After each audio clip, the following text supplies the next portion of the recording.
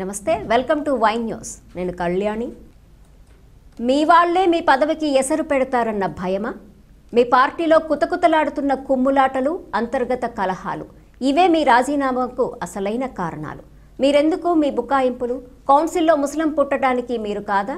పర్వాలేదు, ఇప్పటికైనా నిజం తెలుసుకుని పక్కకు తప్పుకున్నారు చైర్పర్సన్ మేడం. రాజీనామా చేసిన తుని మున్సిపల్ చైర్పర్సన్ ఏలూరి సుధారాణిపై వాగ్బాణాలు సంధించారు మాజీ మున్సిపల్ చైర్పర్సన్ ఇనుగంటి సత్యనారాయణ.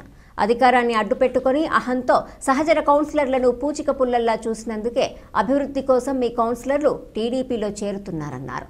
ప్రజాస్వామ్యాన్ని అపహాస్యం చేసి వైస్ చైర్మన్ ఎన్నిక జరగకుండా మోకాలడ్డిన మీకు ప్రజాస్వామ్యం గురించి మాట్లాడే నైతికత లేదన్నారు. కోర్టు నుంచి ఫుల్ సెక్యూరిటీ తెప్పించుకున్న మీరు మీ ఇంట్లో కౌన్సిలర్లను ఎందుకు దాచిపెట్టారని ఇనుగంటి ప్రశ్నించారు. చేసిందంతా చేసి ఏమీ ఎరుగుదున్నామా అంటూ మున్సిపల్ చైర్పర్సన్ను మాజీ చైర్మన్ ఎద్దేవా చేశారు. ఈరోజు తుని పురపాలక సంఘ చైర్మన్ గారు అయినటువంటి శ్రీ ఏలూరు సుధారాణి గారు తుని చైర్మన్ పురపాలక సంఘ చైర్మన్ పదవికి రాజీనామా చేయడం జరిగింది. అందులో భాగంగా చైర్మన్ గారు మాట్లాడుతూ ఇప్పుడు ప్రస్తుత అధికారంలోని తెలుగుదేశం పార్టీ మీద బురద జల్లుతో చాలా అంశాలు మాట్లాడడం జరిగింది.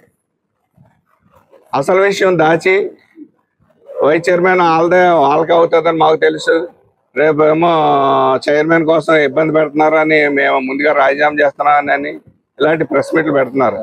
ఇవన్నీ ఎందుకు పెడుతున్నారు అన్నది మీకు గత కౌన్సిల్లో 30 మంది కౌన్సిల్లో వాళ్ళ ఒక్క మనోభావాలు మొన్న మీటింగ్లో చెప్పడం జరిగింది. టీడీపీలో జాయిన్ అవ్వాలను సుధారాణి గారు మీ హస్బెండ్ చేస్తున్న అరాచకాలు, అవినీతికి, హింసిస్తున్న హింసకి విసుగు చెంది ఈరోజు తెలుగుదేశం పార్టీకి రావడం జరిగిందని ఆ రోజు చెప్పడం జరిగింది. ప్రజలందరూ చూశారు. మరీ ముఖ్యంగా వాళ్ళు కోరుకునేది ఏంటంటే తుని ప్రశాంతత, వాళ్ళ యొక్క వార్డులో డెవలప్మెంట్ కోసం వచ్చామని నిక్కచ్చిగా చెప్పారు. వాళ్ళు అన్నీ చెప్పారు. మీరు ఏమంటున్నారు? వీళ్ళు చైర్మన్ పదవికి మీరు బలం ఉన్నది, చైర్మన్ రేపొద్దున్న ఇబ్బంది పెడతారన్న ఉద్దేశంతో మీరు రాజీనామా చేస్తామని అన్నారు. మీకు మెజారిటీ ఉంది, మెజారిటీ ఉన్నా కూడా మీరు భయపడి రాజీనామా చేశారంటే కారణం ఏంటి? మీకు మేకపోత గాంభీర్యం ప్రదర్శిస్తున్నారు తప్ప ఫ్రీగా కౌన్సిల్ సభ్యులు మీటింగ్ హాల్ తీసుకొస్తే వాళ్ళు ఇటు టీడీపీకి ఓట్లు వేస్తారన్న ఉద్దేశంతో రెండు మీటింగ్లకి కూడా మీరు గైహాజరయ్యారు. అదేవిధంగా కూడా వాయిదా వేయడం జరిగింది. మరీ ముఖ్యంగా మీరు కోర్టుకు వెళ్ళి సెక్యూరిటీ తెచ్చుకున్నారు. అధికారులు అందరూ వచ్చి మీ ఇంటికి వచ్చి రమ్మనమంటే మీరు ఎంతో నిరుత్సాహంతో వెనక్కి రాలేదు. ఎందుకు రాలేదు?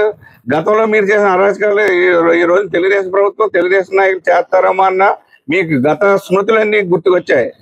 గత 20 సంవత్సరాల్లో ఆ రోజు మీ కౌన్సిల్ ఎలక్షన్లో మేము పోటీ పెట్టిన అభ్యర్థుల్ని కిడ్నాప్ చేసి వాళ్ళని బెదిరించి విత్డ్రాల్ చేయించి నామినేషన్ నాడేమో అక్కడ టెలిఫోన్ ఎక్స్చేంజ్ దగ్గర పోస్ట్ ఆఫీస్ ఇదిలో పెట్రోల్ బేసి మంటలు రగిలించి ఎన్ని అరాచకాలు చేశారో ఇవన్నీ ప్రజలకు తెలుసు. మీరు ప్రజలకు అది ఇచ్చేసాం అని చెప్తున్నారు. ప్రజలకు ఏం చేశారో, మీకు మొన్న ఎమ్మెల్యే ఎలక్షన్కి ఎన్ని ఓట్లు వేశారు, మీకు ఎంత మెజార్టీ ఇచ్చారు అన్నది మీరు ముందు గుర్తుంచుకోండి.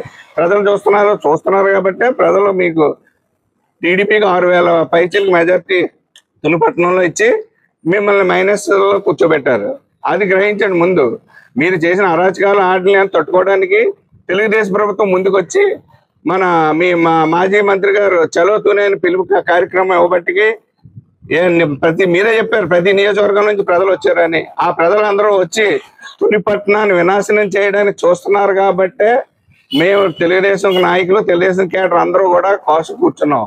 ఎందుకంటే గతంలో ట్రైన్ తగలెట్టి, పోలీస్ స్టేషన్ తగలెట్టి నాయకుల మీద, వ్యాపారస్తుల మీద పడ్డారు. అదే అకృత్యాలు ఈ రోజు చేస్తారనే భయంతో ప్రజలందరూ కూడా ఎమ్మెల్యే గారికి, రామకృష్ణ గారికి, పట్టణ ప్రముఖులందరూ కూడా మొరపెట్టుకోవడం జరిగింది రామకృష్ణ గారిని. ఇలాగ మళ్ళీ గతంలో ట్రైన్ తగలబెట్టి చవిగా చేశారు. మొన్న కరోనాలతో వ్యాపారాలను చిన్నపైన అయ్యాయి. ఇప్పుడిప్పుడే టీడీపీ గవర్నమెంట్ వచ్చిన తర్వాత తేరుకుంటున్నాం. మళ్ళీ ఈ రోజు ఈ అరాచకం సృష్టిస్తున్నారు. మళ్ళీ ఆ రోజు ట్రైన్ సంఖ్యలు మాకు గుర్తొస్తున్నాయి, మాకు సెక్యూరిటీ కల్పించండి. అందరూ వచ్చి సార్ రామకృష్ణ గారిని, ఎమ్మెల్యే దివ్య మేడం గారిని కోరడం జరిగింది. అందులో భాగంగానే ప్రతి ఒక్కరు అందరూ కంటికి రెప్పలా కాపలా కాసి ఏ అరాచకం కానీ ఏది జరగకుండా ఎంతో సౌమ్యంతో మేము మెలిగాం కాబట్టే ఈ రోజు తుని ప్రశాంతంగా ఉంది. మీరు